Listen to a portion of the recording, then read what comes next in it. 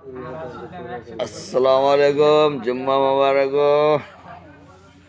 और भैया कैसा बा गाल बा ये मर्द वीडियो ना शेयर करेला लोग, ना कमेंट करेला लोग, ना लाइक करेला लोग, खाली देख के भगा देला लोग, हटा देला लोग।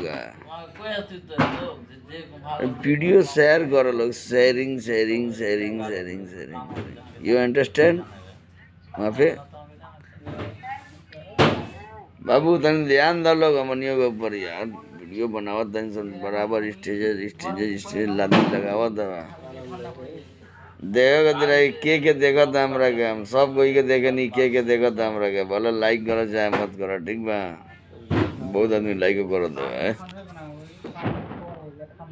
तो ध्यान दो लोग यार, थोड़ा वीडियो शेयरिंग करबो लोग तो थोड़ा आगे आगे बढ़ी, व्यूज बढ़ी।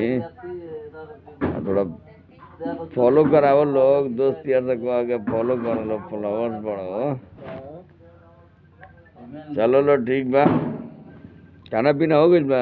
देखो भाई जुम्मा में लागता, कमेंट में बताओ लोग यार जुम्मा में लागता कि ना तो फोन करके बतियाओ लोग, मैसेंजर पे हमरा लगे कॉल करो लोग।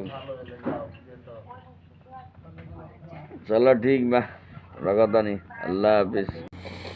हाय गाइस, गाइस आप लोग मेरा वीडियो सब्सक्राइब करो, फॉलो करो, शेयर करो गाइस।